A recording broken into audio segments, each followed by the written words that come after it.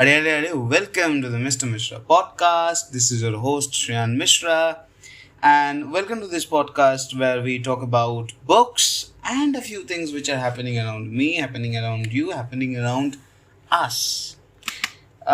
When the last episode of this podcast was released, since then, a lot of things have happened in the nation, and by a lot of things, yes, you indeed guessed it right. I was talking about the CJP protests, and believe it or not, it doesn't really matter from which political sphere you belong to. The protests led to led to an end result, and the protests were successful. Dharmendra Pradhan, or rather, let's be as courteous as possible. Mr. Dharmendra Pradhan, who was our education minister, he has resigned from his post, and now Prahlad Joshi, rather Mr. Prahlad Joshi, has become our new education minister. What is the fun aspect of it is that I don't know how many of you guys have watched Obsession, but if you know about the one wish wheel thing, at this point, after having read multiple articles on few people liking the fact that Prahlad Joshi has become the education minister, and few people not liking the fact that Prahlad Joshi has become the new education minister, following whatever remarks he made during the Russia-Ukraine crisis, and when the Indian medical students were stuck in Ukraine and they couldn't come back.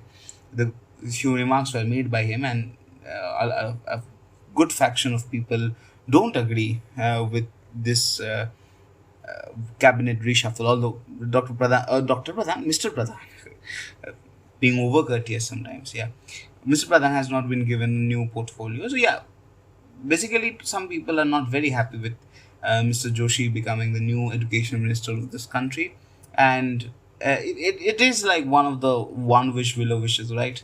Where you wish for something and you get it eventually, but there are repercussions. At this point, everything is technically legal. The protests were all about making sure that the education minister resigned, but the protests were never about who was going to be the next education minister. So it's like one of the genies coming up and telling you, be more specific with your wishes. Anyway, so let's accept what it is right now. Mr. Joshi is now the education minister of our country, and let's hope for the best in the future. All right.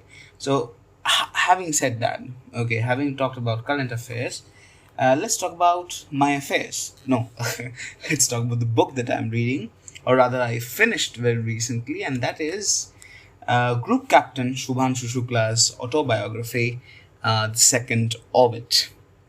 And it's been a long time since I picked up an autobiography. The last autobiography that I read was that of Saurav Ganguly, A Century Is Not Enough. And that was one of the best autobiographies. Like, I've not read many autobiographies, but out of the 2, 3, 4 autobiographies that I've read till now, that remains to be the absolute best. And in fact, it is one of the best autobiographies written about any Indian player. And the Juggernaut publishers, they did a wonderful job of compiling it into a nice hardcover. And that was the last autobiography I enjoyed.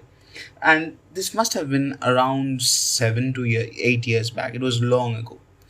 This year, I picked up Shubhanshu Shukla's autobiography, The Second Orbit. For those of you who don't know who Shubhanshu Shukla is, well, shame on you. No, okay, just kidding. Group Captain Shubhanshu Shukla, he became the first Indian to visit the International Space Station and the second Indian to travel to space.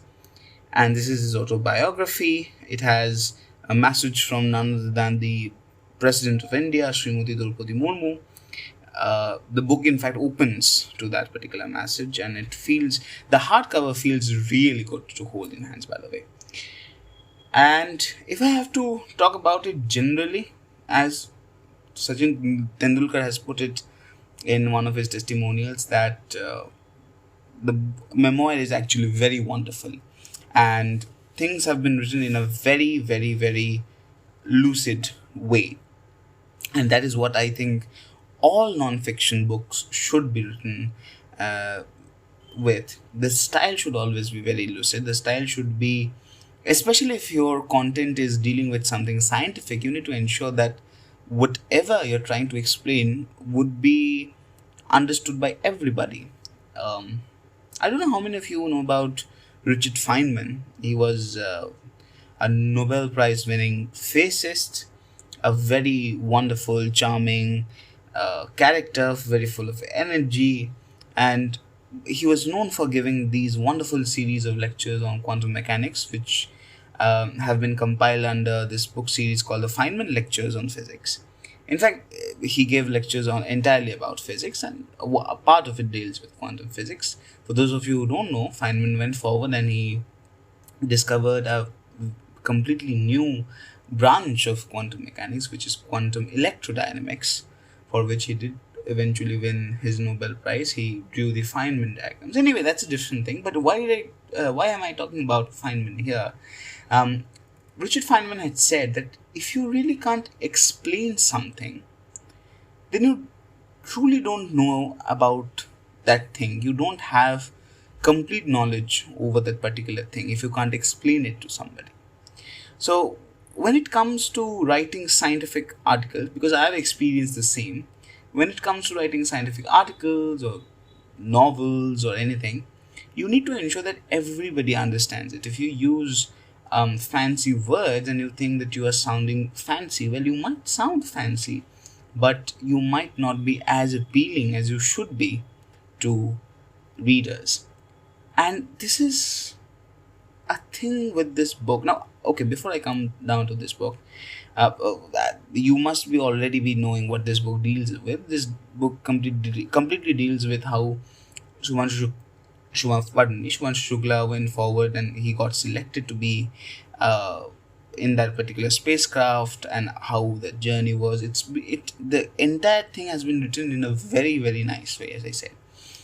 In a few areas, in a few technical aspects, this book, or rather the writer, which is, I assume it's Shubhanshu Shukla, few technical aspects have not been dealt in the way I would have wanted it to be dealt. I think the explanations could have been even more lucid, but I think that is mainly a problem with me. The fact that I was not able to understand the technical aspects of it. I think many people would be able to understand it if they read it again and again. And another thing that I have felt after having read this particular book is that I don't know. Will this become a bit controversial if I say it? Okay, I think this book has got certain elements that might have been refined by AI. I'm not sure about this. Okay, I'm not making an accusation. It's just an opinion that I have, something that I've felt, because the fact is, after having dealt with a lot of AI tools and having used them for editing, one of the things that I think if any one of you, any of my listeners have also done it, they would know that AI has this, especially ChatGPT, has this peculiar habit of breaking sentences abruptly. It doesn't complete sentences in order to just give an essence of what it tries to convey, the message it tries to convey at times. It abruptly breaks sentences. So, like, there's one example that I can read to you. As we climbed into the darkness, this is an excerpt from Shubhanshu Shukla's autobiography. As we climbed into the darkness, the city's lights spreading below us in their familiar patterns before giving away to the absolute black of the night sky, I felt simultaneously doubtful and exhilarated. The sentence breaks, and then you see this. Ready and unprepared, certain and uncertain. All of which is to say, exactly as one should feel when beginning something that matters. The journey had begun. Now, while reading it out aloud, you might not be able to understand the difference, but when you read it, you realize that a few things do seem a bit abrupt. I don't know. It could be someone's writing style as well. I mean, at this stage, you really can't distinguish between what's your style and what AI is trying to copy, because AI basically feeds in data from a lot of people and then uh, produces output. So one of those things could be whatever you might have written. Okay, so don't worry about that. But yeah, few places. But in general, this book is full of optimism. This entire book tells you to keep your hope alive, and I think this is why you should read this book. This book gives you an ample amount of optimism. It gives you a positive vibe that yes, if this guy could do things, I can as well, and I should as well. I think this is something that the modern world is lacking so much, the lack of hope. So I think hope can do wonders, and this book makes a point of it, that if you keep the hope alive and if you hope of something good, maybe that particular thing might not happen with you, what you are wanting specifically to happen to you, but something good will eventually happen. I believe in the power of manifestation, what this book is trying to say. So keep your hopes. I think that is why this book is a very good read, as I said again and again. And I'll end this podcast, because my podcast episodes are very short, within 15 minutes for that matter. I would end this podcast by reading out a paragraph from this book, which is an advice that I give to a lot of people, and it was good to see that Mr. Shukla is giving this advice as well. The paragraph says, okay, the paragraph goes like this: say yes before fear can make its case. Say yes while the excited what if still has the microphone. Before your mind catalogues everything you're risking, every way this could disappoint. Because every yes doesn't just open one door, it opens doors you didn't know existed. You say yes to one frightening thing, and suddenly you become the person who says yes to frightening things. Courage compounds. Each yes makes the next one slightly less terrifying, slightly more natural. The surprises life often offers aren't problems to be solved from the safety of your room, they're invitations to become someone larger than your current understanding of who you are. Say yes to the things that make your hearts beat faster, then figure out the rest. It's this two paragraphs of chapter 2, ending paragraphs for that matter, were wonderful, and I really like this book. It's a light read, it's a good read, and it will fill your heart with optimism when once you complete it. So give it a check. Not that it's very essential for you to read, but if you are going through a down period in your life, read this book. It would help. And with that note, this episode comes to an end. I hope you liked it. If you did indeed like it, well, like it physically using the like button as well. Share this podcast to your loved ones and subscribe to my channel. If you're on Spotify and you're hearing it, make sure that you add me to your library. If you're listening to this on YouTube, make sure you subscribe. Until the next episode, goodbye, take care, bye bye.